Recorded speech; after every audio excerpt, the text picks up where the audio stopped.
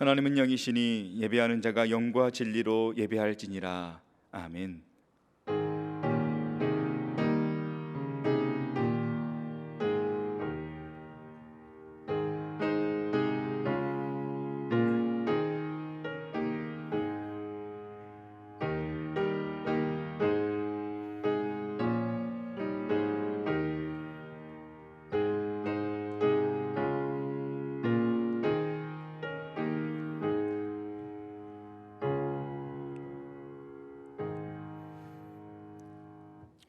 할렐루야. 찬송과 예배를 받으시기에 합당하신 하나님, 죄인들을 구원하시려고 이 땅에 오신 예수님을 사모하며 대강절 첫 번째 주일 예배를 드립니다.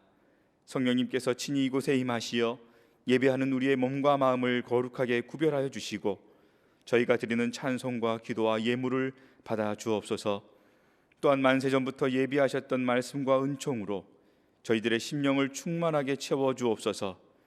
예배하는 이 시간 세상과 나는 간 곳이 없게 하시고 오직 나를 구원하신 예수 그리스도만 보이게 하여 주옵소서. 예수님의 이름으로 기원하옵나이다. 아멘.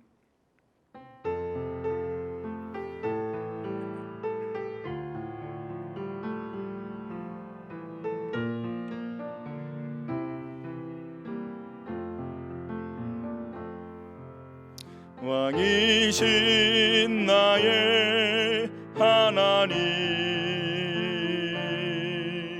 내가 주를 높이고 영원히 주의 이름을 송축하리이다.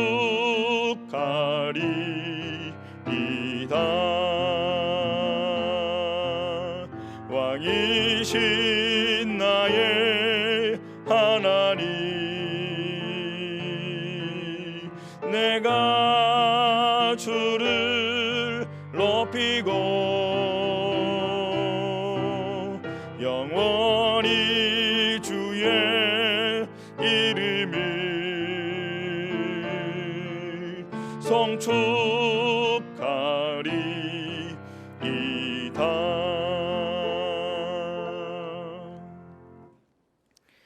우리에게 생명을 주시고 날마다 우리와 함께 하시며 우리의 발걸음을 인도하여 주시는 하나님, 내게 있는 모든 것이 하나님께로부터 온 것이며 내가 누리고 있는 모든 것들이 하나님께서 허락하신 은혜인 것을 믿습니다.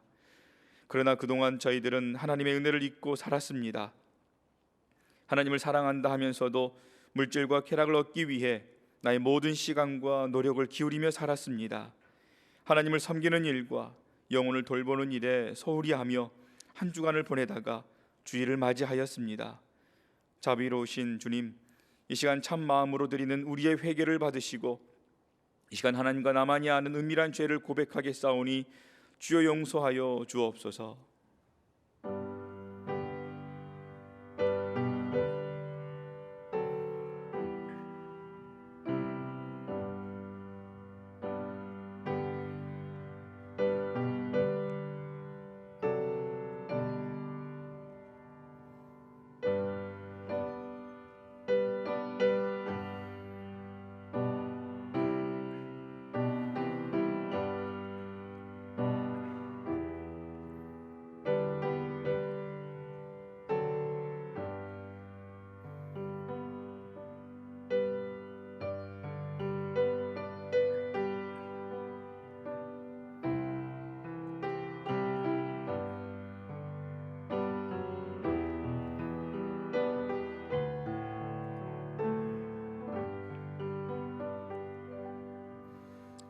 여기 하나님께서 주신 용서의 말씀이 있습니다. 여호와께서 그의 앞으로 지나시며 선포하시되 여호와라 여호와라, 자비롭고 은혜롭고 노하기를 더디하고 인자와 진실이 많은 하나님이라. 인자를 천대까지 베풀며 악과 과실과 죄를 용서하리라. 아멘. 나는 전능하신 아버지 하나님 천지의 창조주를 믿습니다. 나는 그의 유일하신 아들 우리 주 예수 그리스도를 믿습니다. 그는 성령으로 잉태되어 동정녀 마리아에게서 나시고 본디오 빌라도에게 고난을 받아 십자가에 못 박혀 죽으시고 장사된 지 사흘 만에 죽은 자 가운데서 다시 살아나셨으며 하늘에 오르시어 전능하신 아버지 하나님 우편에 앉아 계시다가 거기로부터 살아있는 자와 죽은 자를 심판하러 오십니다.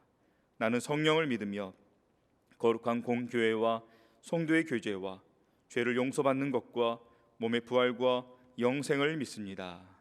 아멘. 다 함께 교독문 115번을 다 함께 교독하겠습니다. 성문으로 나아가라, 나아가라. 백성이 올 길을 닦으라. 여호와께서 땅끝까지 선포하시되 너희는 딸 시온에게 이르라. 보라, 내 구원이 이르렀느니라.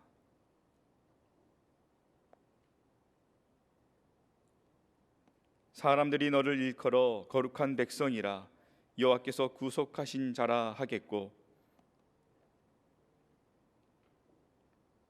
선지자 이사야의 책에 쓴 바 광야에서 외치는 자의 소리가 있어 이르되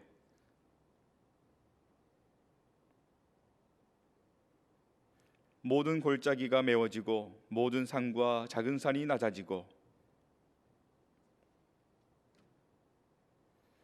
모든 육체가 하나님의 구원하심을 보리라 함과 같으니라. 아멘.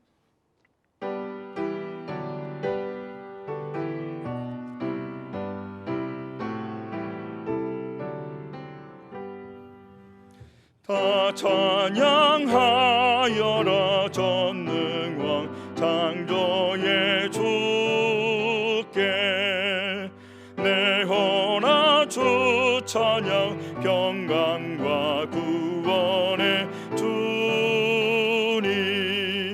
성도들아 주 앞에 이제 나와 즐겁게 찬양하여라. 다 찬양하여라. 놀라운 만유의 주께 포근한 날개미 늘 품어주시는 주. 성도들아 주님의 뜻 안에서 내 소원 다 이루리라. 다 찬양하여라. 온몸과 마음을 바쳐 이 세상 만물이 주 앞에 다 나와 찬양. 성도들아 기쁘게 소리 높여 영원히 찬양하여라.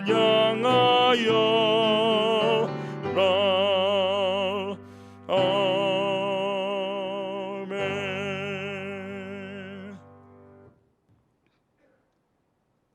사랑이 많으신 하나님 아버지, 거룩하고 복된 주님의 날, 주님 전에 나와 예배드릴 수 있는 것도 주님의 은혜요 주님의 사랑임에 감사드립니다. 자비하신 하나님, 한 주간도 하나님의 장중에 저희를 붙들어 주었지만은 세상에 빠져 하나님을 향한 심령이 온전치 못하고 내 생각 내 뜻대로 생각하면서 하나님을 기쁘시게 하지 못한 연약함을 용서하여 주옵소서. 주님의 거룩한 영성으로 저희들을 회복시켜 주옵소서. 전능하신 하나님, 전 세계가 코로나19로 어려움을 겪고 있습니다. 이 나라와 민족을 지켜 주옵소서. 백성들이 불안과 두려움에서 속히 벗어나게 하시고 속히 코로나19가 종식되어 이 땅에 다시 하나님의 창조 질서가 회복되게 하소서. 저희들의 영육의 모든 형편을 아시는 하나님, 말씀을 위해 세우신 담임 목사님을 성령으로 충만케 인도하여 주셔서 이 시간에 선포된 말씀 안에 은혜의 길로 저희들을 인도하소서. 아직도 주님을 모르는 사람이 있다면 눈을 열어보게 하사 그리스도의 신성과 주되심에 대한 신앙 고백을 하게 하소서. 성령을 받지 못한 사람이 있다면 성령을 충만히 부어주셔서 하나님의 사랑, 기도의 능력, 섬김의 힘, 복음 전파의 능력을 얻게 하여 주시옵소서.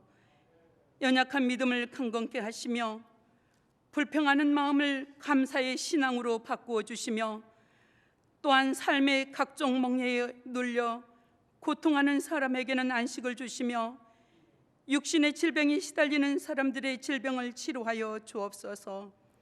거룩하신 하나님, 맡은 자들에게 구할 것은 충성이라는 말씀에 순종하기 위해 애쓰시는 하나님의 모든 충성된 일꾼들에게 주님의 은혜와 평안으로 덧입혀 주시옵소서. 사랑의 하나님, 우리 아이들의 수능이 얼마 남지 않았습니다. 아이들의 마음에 평안을 주시고 건강과 지혜와 명철을 주셔서 그동안의 실력을 유감없이 발휘하여 원하고 바라는 대로 이루어지게 하소서. 믿음의 역사와 사랑의 수고와 우리 주 예수 그리스도에 대한 소망의 인내로 세워진 우리 강주 무등교회를 통하여 하나님의 영광이 드러나게 하여 주옵소서. 이 일을 위해서 애쓰시는 올로 목사님, 진명훈 목사님의 영육을 강건케 하시고 그 노년에 하나님께서 평안으로 덧입혀 주시옵소서. 이 시간에 또한 각계각층에서 좀 애쓰시는 모든 성도님들을 위해 한량없는 은혜와 축복으로 내려 주옵소서. 이 말씀 우리를 죄에서 구원하신 존귀하신 예수 그리스도의 이름으로 기도드립니다. 아멘.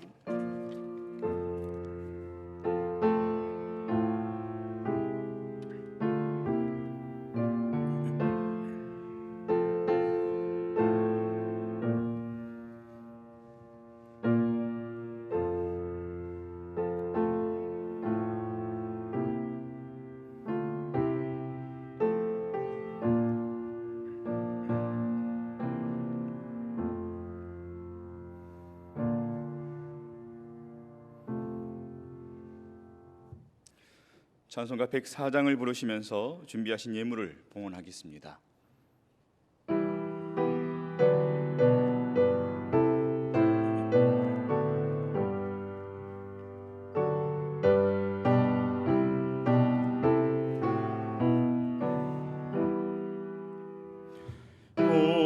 고도소서 임마누엘 구하소서 이스라엘 그 포로 생활고 달파 메시아 기다립니다.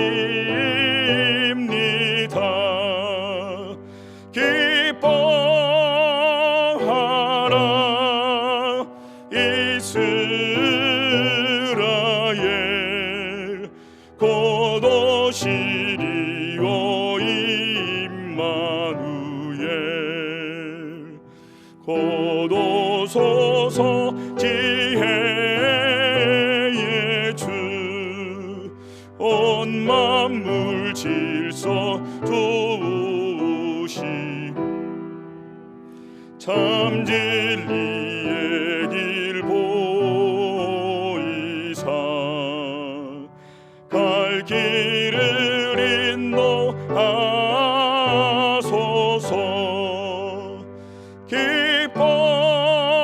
기뻐하라 이스라엘 곧 오시리오 임마누엘 곧 오소서 소망의 주 만백성 한맘 이루어 시기와 분쟁 없애고 참 평화 채워 주소서.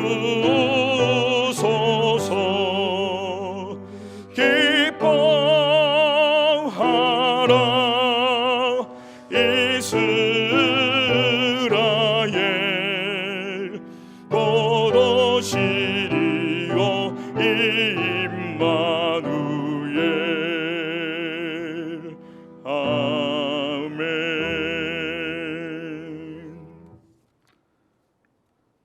좋으신 아버지 하나님, 금년 2020년도 엊그제 출발하였는데 벌써 오늘을 보내면 마지막 한 달인 12월을 남겨두는 이 시절에 그래도 우리 하나님께서 여기까지 인도하신 그 은혜와 그 사랑을 기억하며 주님 전에 나와서 우리 하나님을 예배할 수 있도록 우리 한 사람 한 사람 세워주신 것에 다시 한번 감사를 드리오니 우리 하나님, 우리의 예배를 통하여서 영광을 받아 주시옵소서.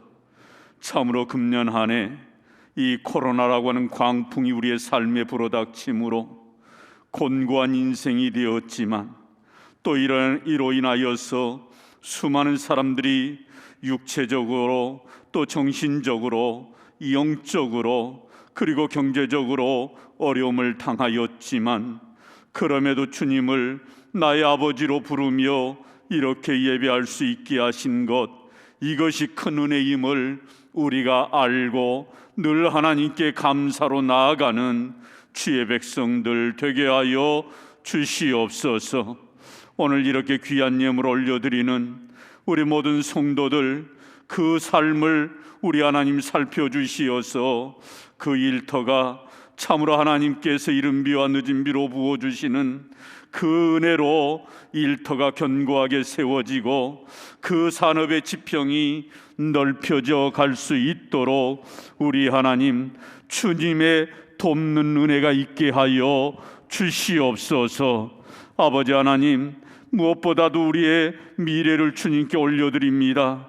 이제 밝아오는 2021년도를 한 달 남은 이 기간 동안에 무언가 우리가 이루지 못하였다 할지라도, 계획하였던 것들을 이루지 못하였다 할지라도 소망을 가지고 2021년도를 준비하며 또한 올 한 해를 차근차근 마무리할 수 있게 하여 주시옵소서.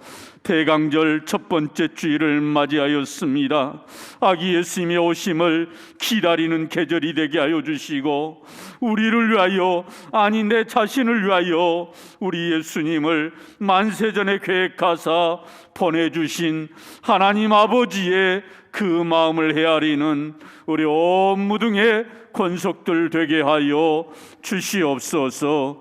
열방 가운데 나아가 복음 전하는 주의 종들, 오늘도 그 사역의 현장 속에 우리 하나님 동행하사 하나님의 나라가 그 땅 가운데 임하게 하여 주시옵소서.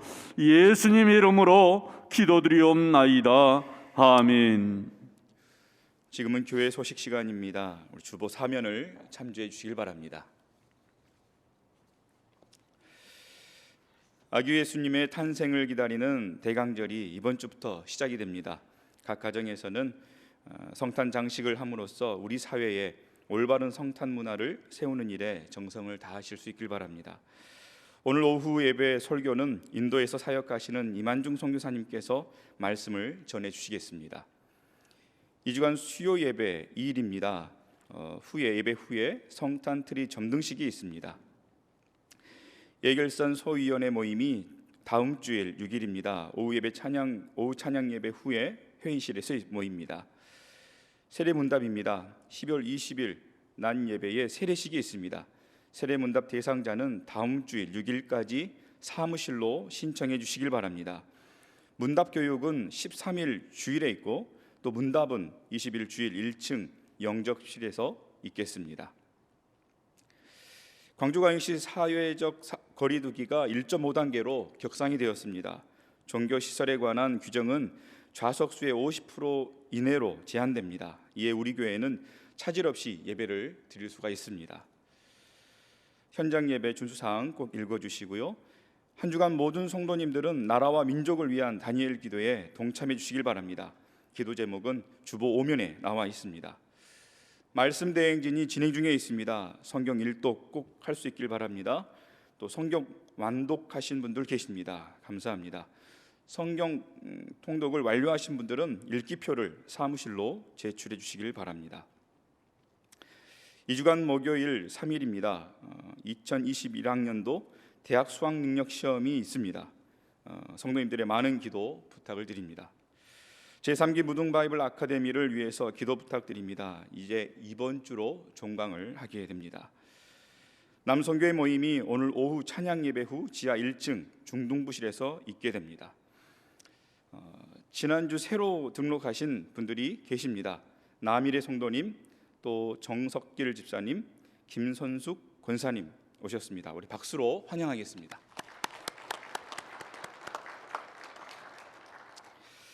오늘 우리에게 주신 하나님의 말씀은 신약 성경 누가복음 15장 11절에서 24절까지의 말씀입니다. 신약 성경 121페이지에 있습니다. 우리 다 함께 교독하겠습니다. 또 이르시되 어떤 사람에게 두 아들이 있는데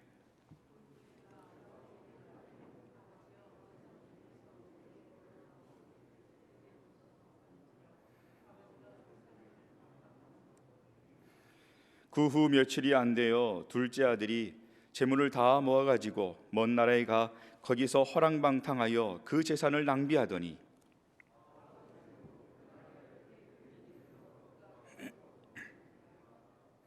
가서 그 나라 백성 중 한 사람에게 붙여 사니 그가 그를 들로 보내어 돼지를 치게 하였는데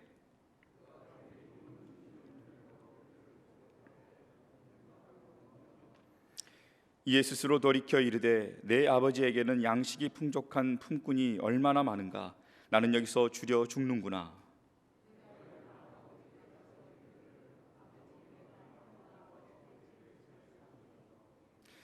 지금부터는 아버지의 아들이라 일컬음을 감당하지 못하겠나이다. 나를 품꾼의 하나로 보소서 하리라 하고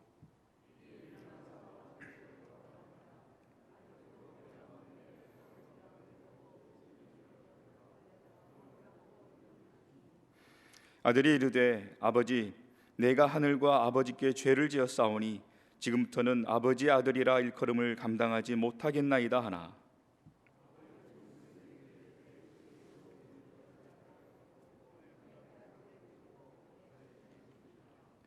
그리고 살찐 송아지를 끌어다가 잡으라 우리가 먹고 즐기자.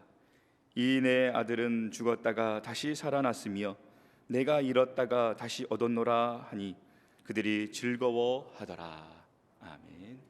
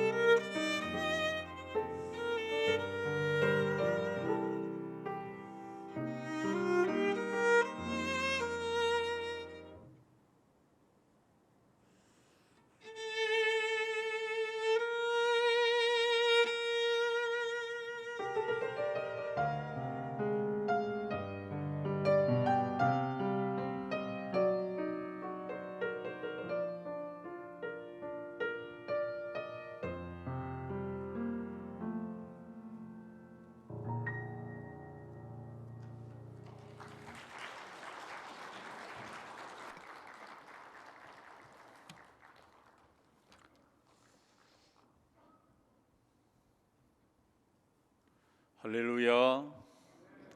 오늘도 죄전을 찾은 우리 모든 성도님들이 나의 힘이 되신 여호와를 늘 송축하시기를 주님의 이름으로 축복합니다. 우리 가연자매 너무나도 귀한 연주 감사합니다. 서울에서 학교 다니고 그러면서 주일이면 또 내려와서 봉사하고 이러면서 이렇게 고등학교를 이제 마치게 되는 그런 어린 자매입니다. 이번에 한예종, 서울대보다도 들어가기 어렵다고 하는 한예종을 들어갔어요. 얼마나 감사한 일인지 우리 교회에 이런 인재가 있다는 것을 알아주시고 서울에 가서도 믿음 생활 잘할 수 있기를 주의 이름으로 축복합니다. 우리는 성탄절을 앞에 두고 대강절 첫 번째 주일을 우리는 맞이하였습니다. 예수님이 이 땅에 오심을 기다리는 절기, 그러면서 다시 한번 예수님이 왜 이 땅에 오셨는가를 우리가 영적으로 질문하면서 그 질문에 대해서 우리 자신을 바라보고 반응하는 그런 저와 우리 모두가 되기를 주님의 이름으로 축복합니다. 우리가 신앙생활하면서 내가 믿는 하나님에 대해서 잘 알아야 되지요. 당연한 겁니다. 우리가 하나님을 잘 알 때 바르게 믿게 되고 또한 우리의 신앙 또한 건강하게 성장하는 겁니다. 즉 내가 믿는 하나님에 대한 신관이 분명해야 돼요. 그러려면 내가 믿는 하나님을 잘 믿으려면 잘 알아야 되는 겁니다. 그런데 하나님은 영적인 존재고 우리는 육적인 존재지 않습니까? 그렇기 때문에 우리가 하나님을 알기란 쉽지가 않아요.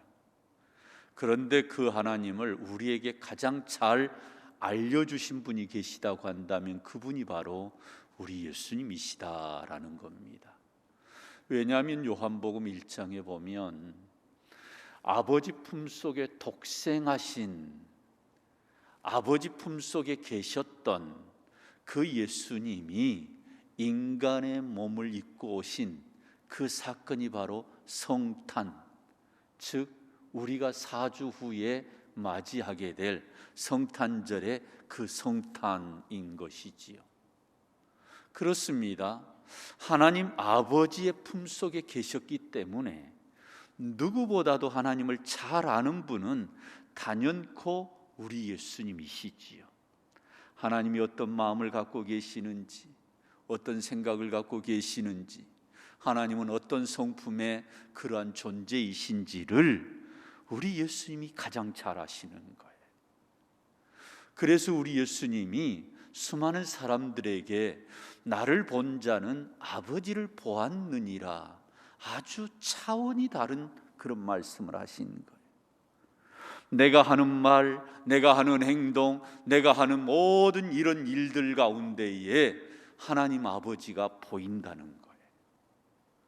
사랑하는 성도 여러분, 그렇다면 우리는 비록 2000년 전에 오신 예수님을 우리가 보지는 못했지만 그러나 여전히 말씀으로 우리에게 교훈하신 이 복음서의 예수님의 생애를 통해서 우리 예수님이 우리에게 들려주신 수많은 그러한 가르침과 수많은 그러한 영적인 교훈의 말씀 앞에서 우리는 이 말씀을 통해서 하나님 아버지를 볼 수 있기를 주님의 이름으로 축원합니다.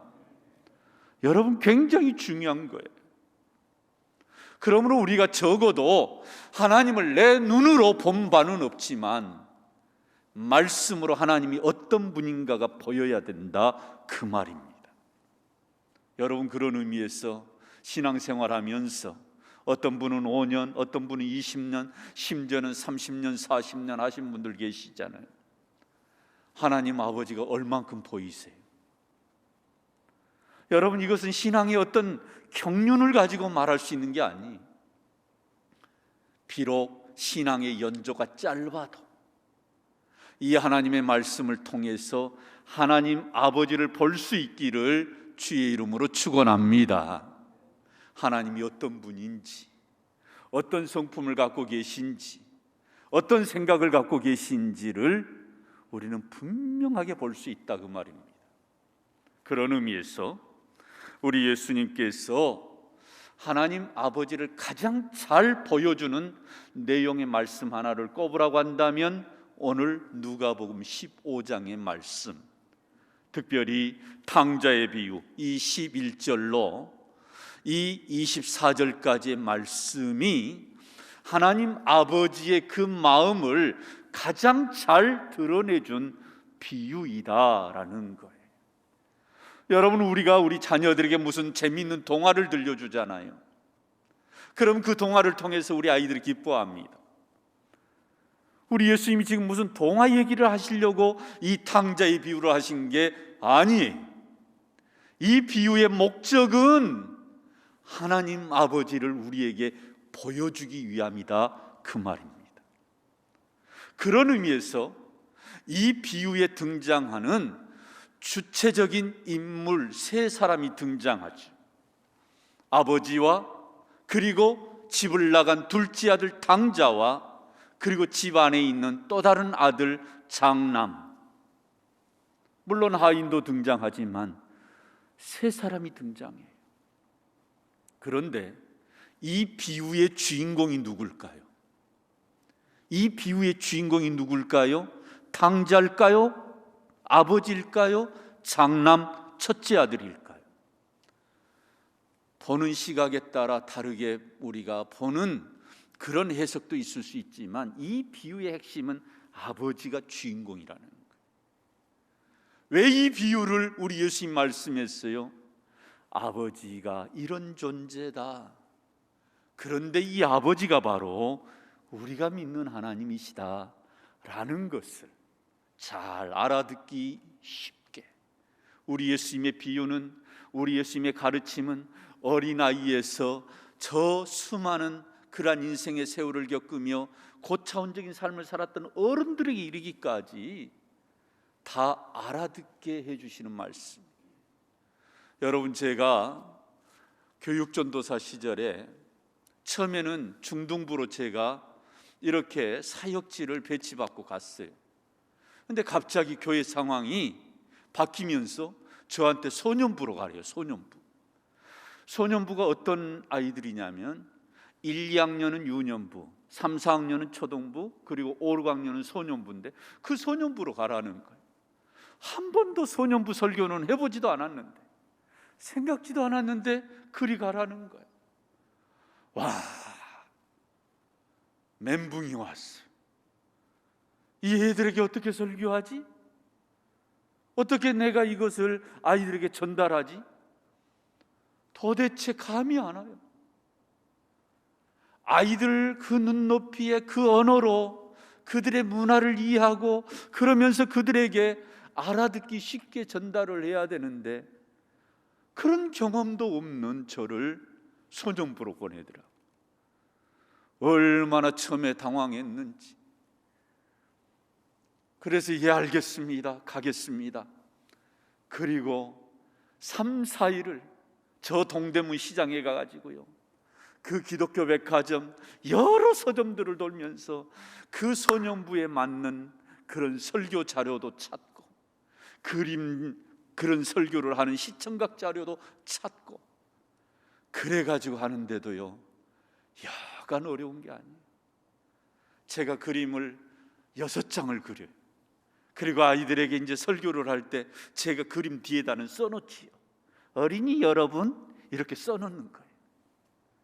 그럼 아이들이 안 어울리니까 깔깔깔 웃으면서 설교를 듣고 은혜를 받고 아멘 해야 될 그 아이들이 제가 마치 어린 아이들 앞에서 재롱하는 것처럼 그렇게 비춰졌던 모양이에요. 왜냐하면 제 앞에 다 소년부 교육자들은 여성분들이었어요. 그리고 잘했어요. 갑자기 다른 교회로 가보니까 그 자리가 비어서 제가 제일 적임자라고 생각을 했던 모양입니다.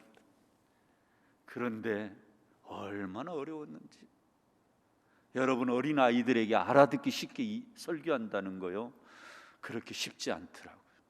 그런데 우리 예수님의 그 설교하는 내용들을 보면, 비유로 말씀하시는 것을 보면, 지금 이것은 어른이나 어린아이들이나 동시적으로 다 이해가 되는 말씀.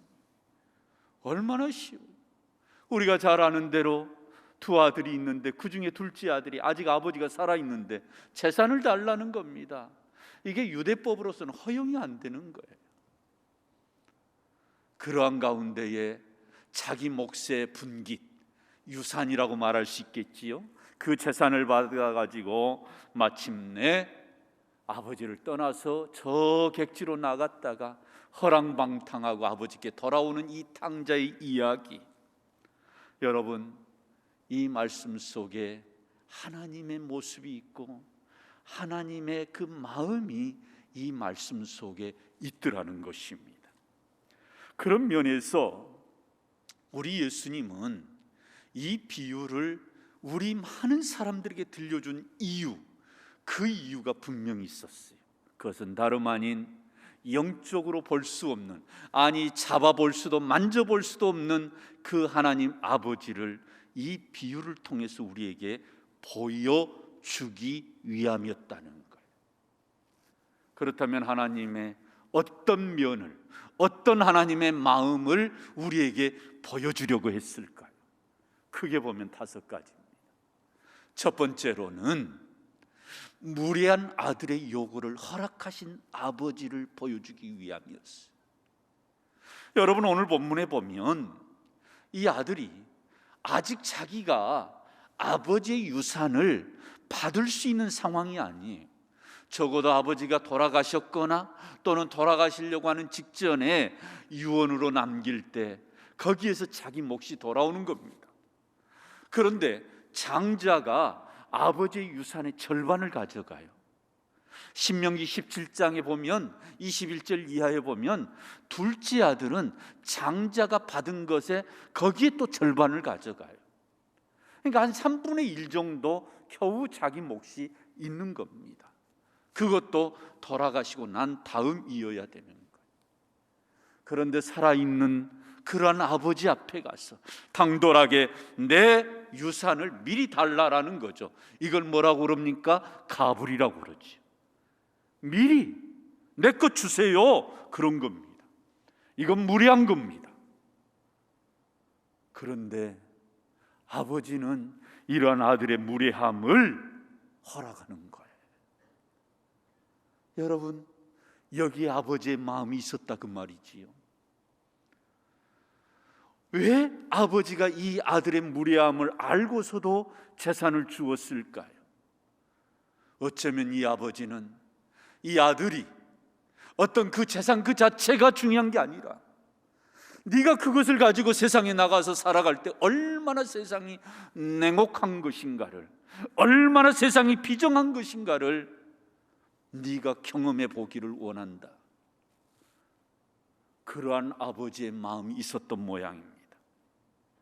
세상이 그렇게 호락호락하지 않다라는 것을, 세상은 아주 냉정하다라고 하는 것을 이 아들이 깨닫지 않으면 이 무례함은 어느 누구도 고쳐줄 수 없다라고 생각했던 모양입니다.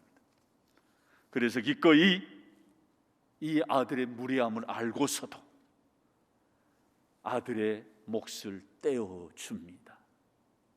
혹자는 말할 수 있어요. 그러니까 아버지가 주지 말았어야지요.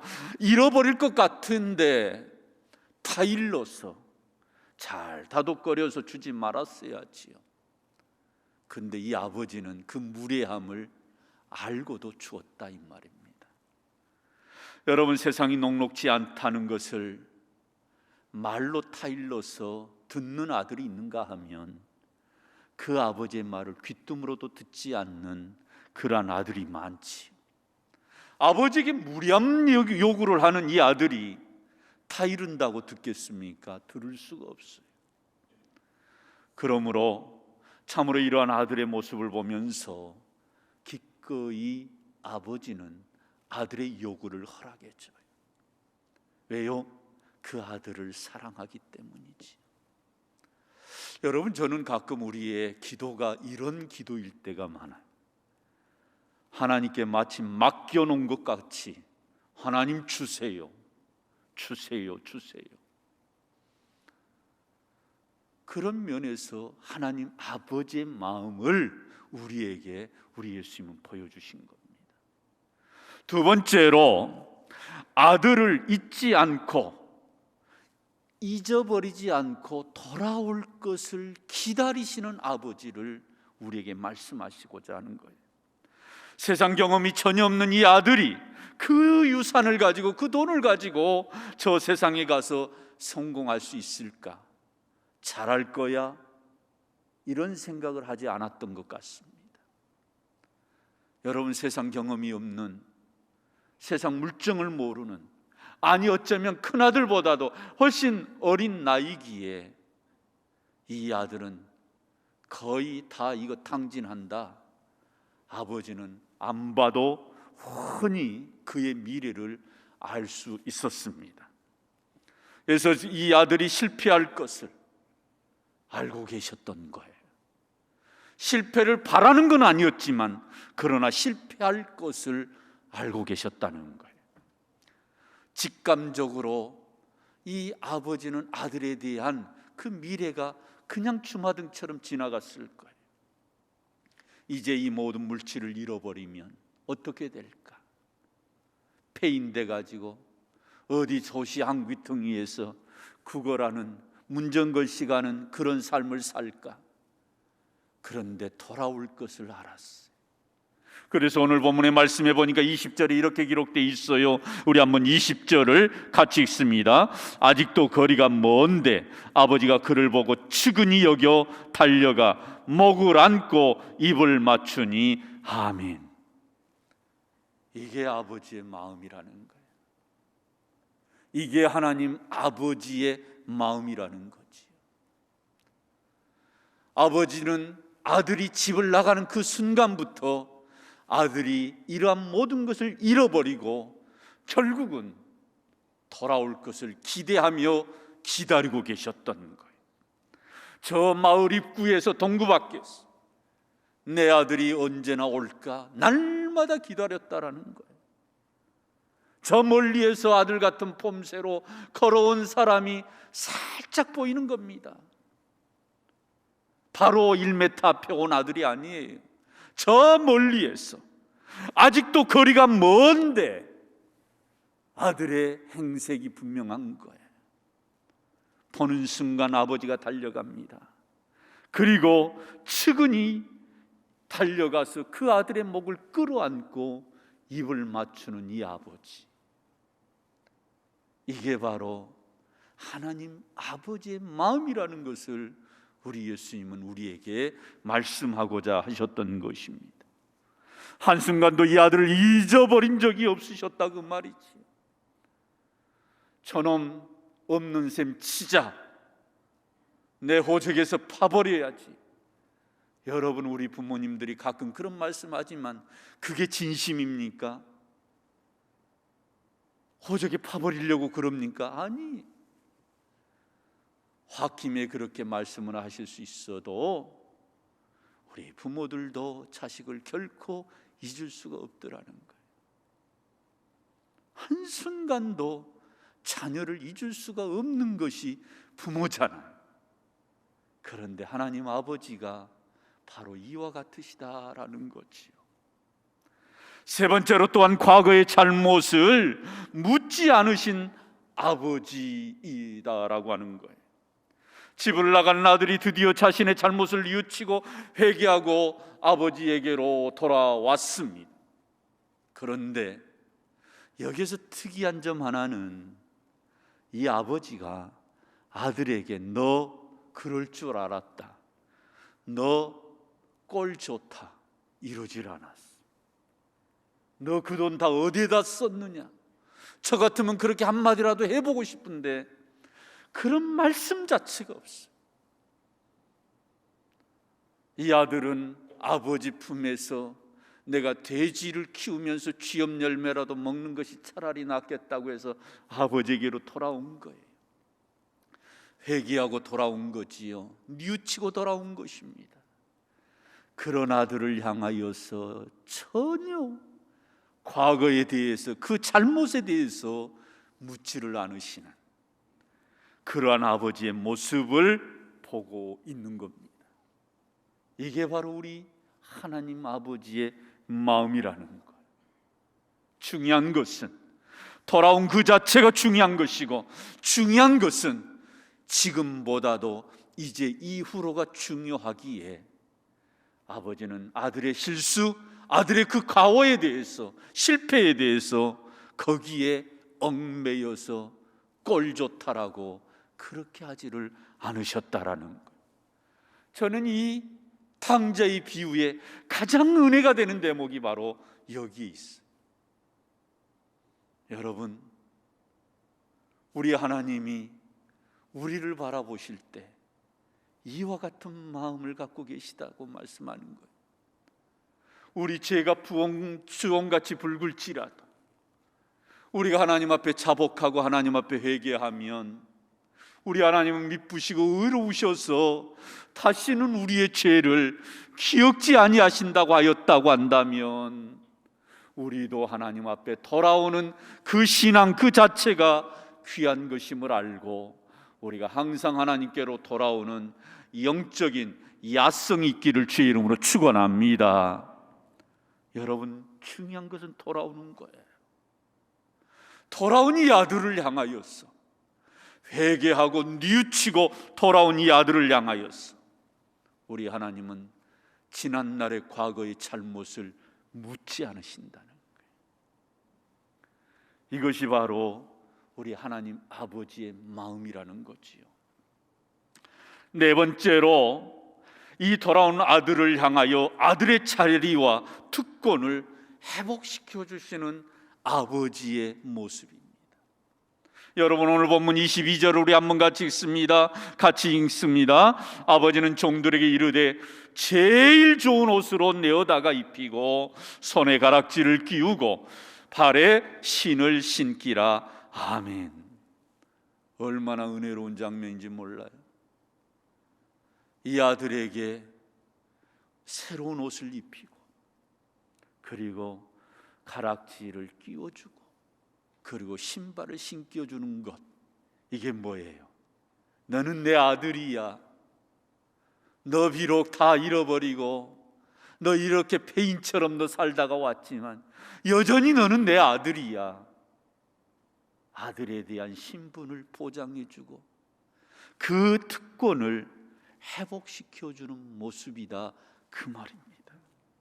이 아들은 종의 하나로, 품꾼의 하나로 나를 받아달라고 그러지만 아버지는 그럴 수가 없는 거예요. 너는 내 아들이야. 그 아들의 자리로 다시금 그 아들을 올려놓는 겁니다. 사랑하는 성도 여러분, 이것이 바로 하나님 아버지의 마음이라는 거지요. 하나님의 아들 되는 권세를 우리에게 주시고, 그리고 하나님의 아들로 다시금 우리를 받아주시고 회복시켜 주시는 분, 그분이 바로 나의 힘이 되신 여호와 하나님이심을 고백하고 살기를 주님의 이름으로 축원합니다.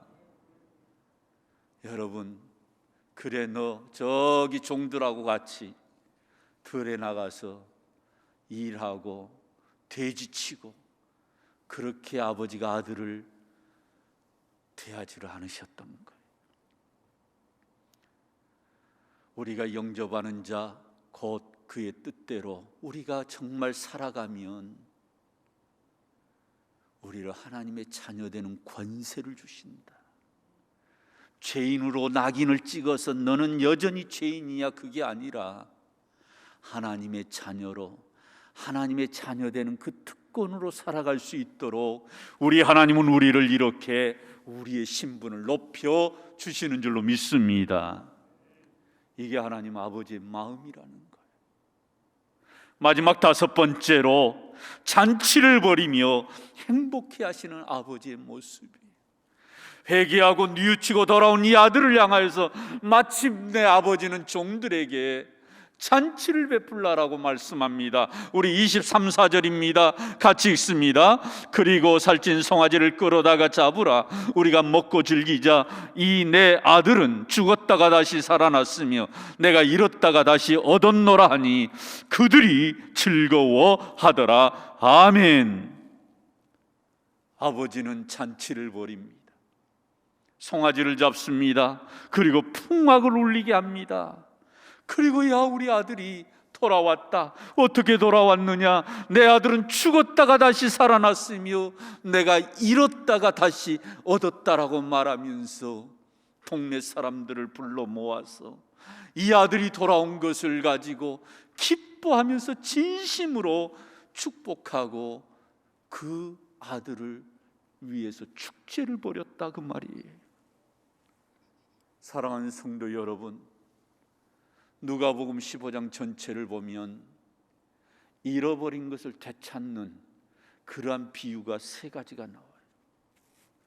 핵심은 회개하고 돌아오면, 우리가 하나님 앞으로 나아가면 회개할 것 없는 의인 99이 저 천국에서 기뻐하는 것보다 더 기뻐한다라고. 여러분, 요한복음 10장에서도 잃어버린 한 마리 양에 대해서, 한 영혼에 대해서 이렇게 우리 하나님 아버지가 이러한 마음을 갖고 계시다는 것을 우리 예수님이 우리에게 보여주시는 거예요. 아, 그렇구나. 내가 하나님의 어떤 형체는 내가 보지는 못했지만 하나님이 우리 각 사람을 이렇게 바라보시고 우리를 이렇게 생각하고 계시는구나. 분명하게 알 수 있는 말씀이 바로 오늘 이 본문의 말씀이지요. 렘브란트 화가의 유명한 그림 하나가 있어요. 그 그림이 바로 돌아온 탕자예요. 이렇게 생긴 그림이에요. 보셨지요? 제가 언젠가도 한번 보여준 기억이 있어요. 이 그림을 유심히 봐보세요. 이 돌아온 탕자가 아버지 품에 지금 무릎 꿇고 앉아 있습니다. 그런데 이 아버지의 손을 봐보세요. 오른손과 왼손의 모양이 달라요. 자세히 들여다보면 한 손은 남성적인 우악스러운 거친 손이고 또 다른 한 손은 여성적인 그러한 부드러운 손이에요. 이 두 손으로 이 폐인이 돼가지고 돌아온 이 아들을 이렇게 다독거리면서 품어주는, 안아주는 모습이, 렘브란트가 왜 이렇게 이 그림을 표현했을까요? 이 탕자의 비유에 나온 아버지, 우리 하나님의 그 마음이 이와 같다라는 거지.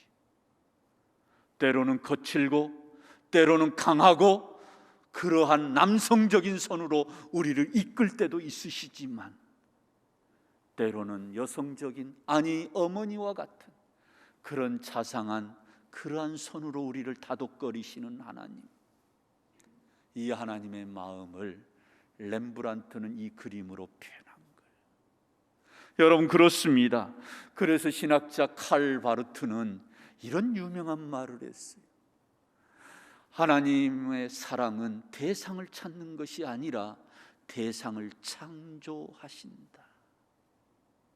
여러분, 유명한 말입니다. 정말 명언이에요. 하나님의 사랑은 완벽하게 갖춰져 있는 어떤 그러한 대상을 찾는 게 아니라는 거예요.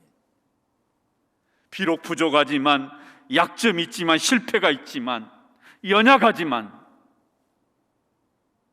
그 사람을 하나님의 사람으로 그 사람을 만들어 가시고 창조해 내셔서 마침내 연약한 사람을 하나님의 사람으로 온전히 세워가는 것, 이것이 하나님의 사랑이라는 것.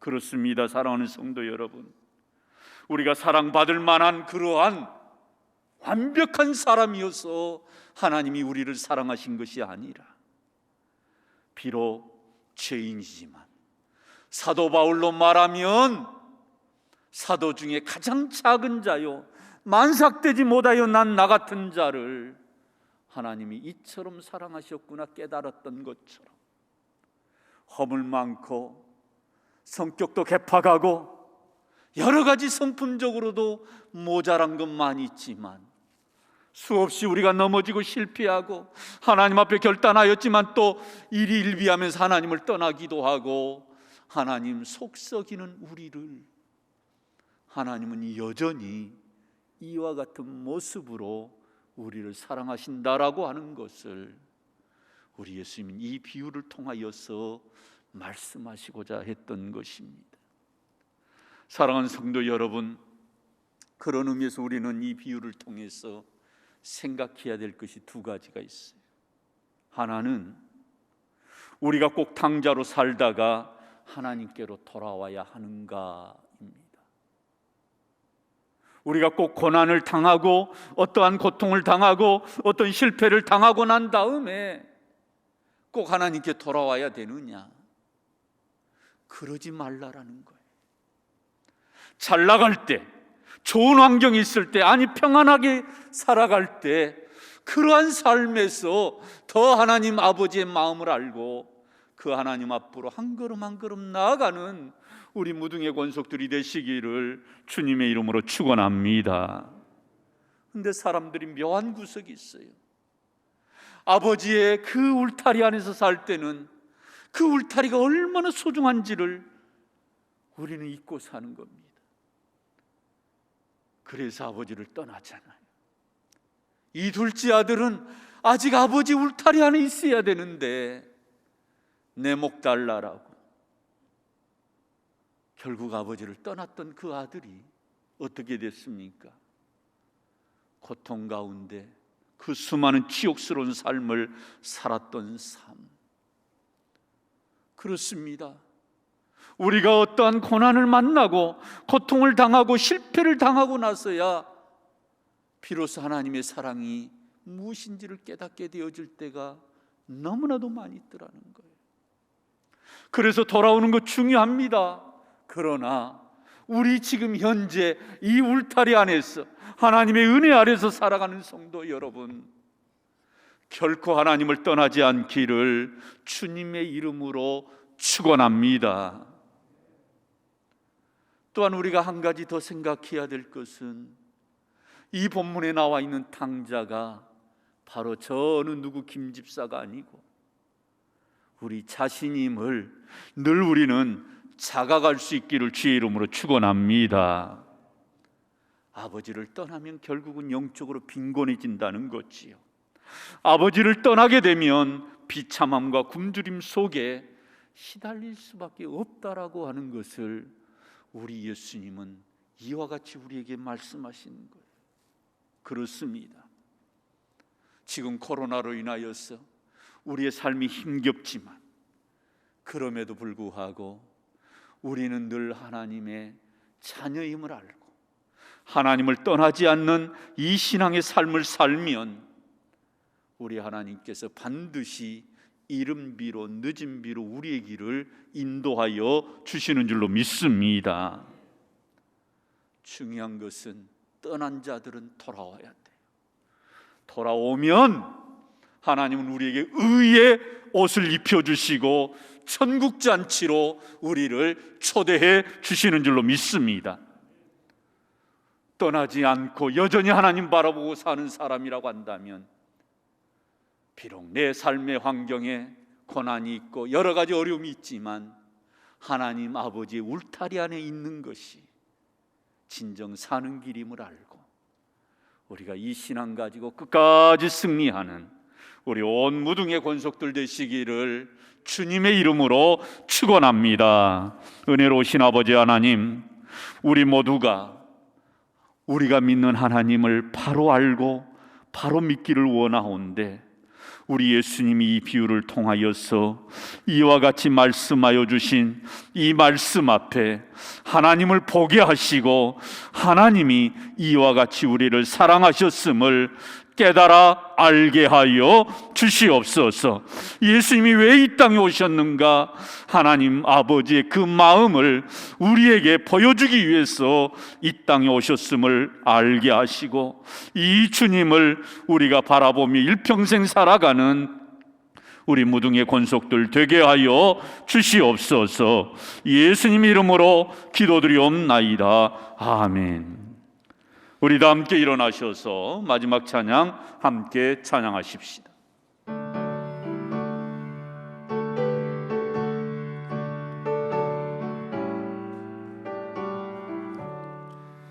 그 크신 하나님의 사랑 말로 다 형용 못하네. 저 높고 높은 별을 보 낮고 낮은 땅 위에 죄범한 영혼 구하려 그 아들 보내사 화목제물 삼으시고 죄 용서하셨네. 하나님 크신 사랑을 증량다 못하네. 영원히 변치 않는 사랑 성도여 찬양하세. 괴로운 시절 지나가고 땅 위에 영화 쇠할 때 주 믿지 않던 영혼들은 큰 소리 외쳐 울어 주 믿는 성도들에게 큰 사랑 매부상 우리의 죄 사했으니 그대 잊을까.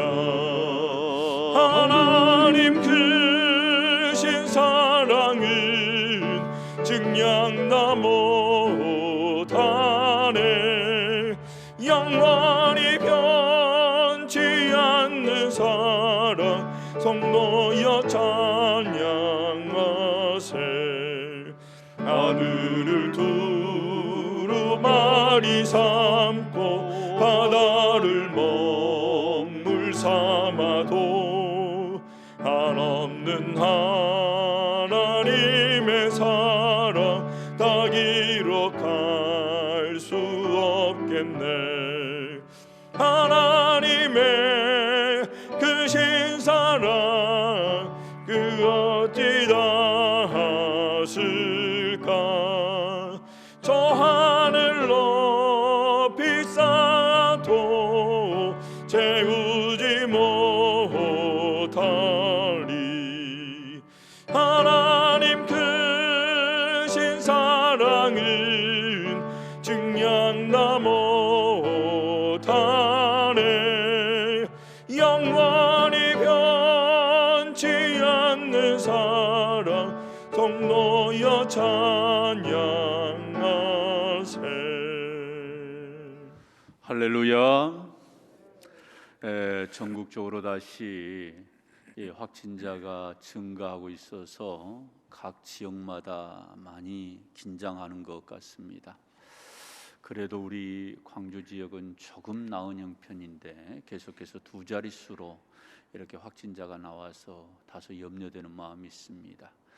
우리 아직까지는 저희 교회에서는 누가 확진자가 나오지 않아서 얼마나 감사한 일인지 참 우리 모두가 감사할 일입니다. 수많은 동선, 수많은 사람과의 경로가 이렇게 겹치게 될 것인데 무엇보다도 마스크 잘 착용하시기를 바랍니다. 마스크가 방역이고 마스크가 하나의 우리의 백신이라고 얘기하지 않습니까? 그래서 하시면 좋겠어요. 저도 이렇게 쓰고 설교해 보니까 한 30분 이렇게 하다 보니까 자꾸 이게 내려오고요. 그리고 불편하고 중요한 건 호흡이 좀 불편합니다.